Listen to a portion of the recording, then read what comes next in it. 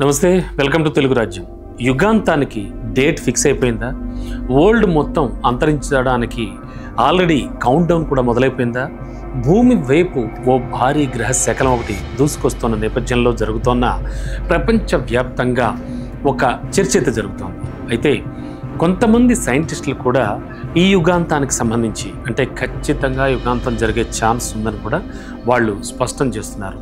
మరి భూమి వైపు 2003H4 అనేటువంటి ఒక గ్రహ శకలం అత్యంత వేగంగా దూసుకొస్తుందట. ఎంతలా అంటే ఆ గ్రహ శకలం చిన్న డాష్ కనిపిస్తే భూమి తునాతునకలు అయ్యేటువంటి రేంజ్లో వచ్చేస్తుందట.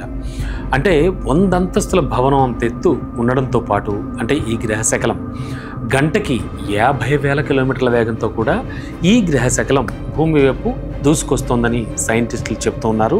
ఒకంత ఆందోళన వ్యక్తం చేస్తూ ఉన్నారు. అయితే అంత పెద్ద గ్రహ శకలం భూమి వైపు రావడానికి మరెంతో దూరం లేదు. అంటే అది ఎప్పుడంటే మే 24వ తేదీన భూమిని సమీపిస్తుందని కూడా సైంటిస్టులు తేల్చేశారు. సాయంత్రం 4:07 సమయంలో భూమికి చాలా ఎక్కువగా పెను ప్రమాదమే ఉండొచ్చని కూడా వాళ్ళు చెప్తున్నారు. అయితే 2003H4 అనే ఈ గ్రహ శకలం మే 24న భూమికి అత్యంత సమీపంగా వెళుతుందని, కాకపోతే అది భూమిని ఢీకొట్టే అవకాశం లేదంటూ కూడా మరోవైపు నాసా వాదిస్తోంది.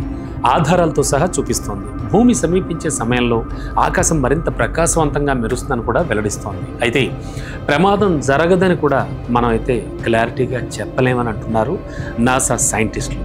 భూమికి అత్యంత సమీపంగా వచ్చిన నేపథ్యంలో భూమి ఆకర్షణ వలన ఆ గ్రహశకలం గతి మారిపోయి భూమిని ఢీకొట్టే అవకాశాన్ని కూడా కొట్టి పారేయలేమంటూ కూడా కొంతమంది తమ ప్రిడిక్షన్ చెప్తున్నారు. అందుకే మే 24 సాయంత్రం అలర్ట్గా ఉండాలంటూ కూడా వాళ్ళంతా హెచ్చరిస్తున్నారు.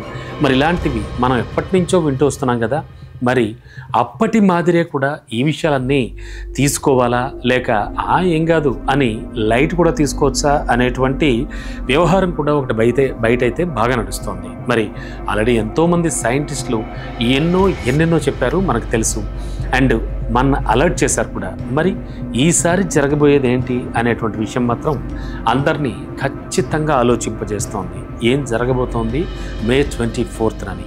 Let's wait and see. Hello, Telugu Rajyam channel చూస్తున్నారా? సామాజిక రాజకీయ జీవన చిత్రణే తెలుగు రాజ్యం. అతిశయోక్తులు అసత్యాలు ఉండవు. రాజకీయ కోణం కాదు, ప్రజా కోణమే కొలబద్ద. తెలుగు రాజ్యం వీక్షణ మీ ఉత్తమ అభిరుచికి నిదర్శనం.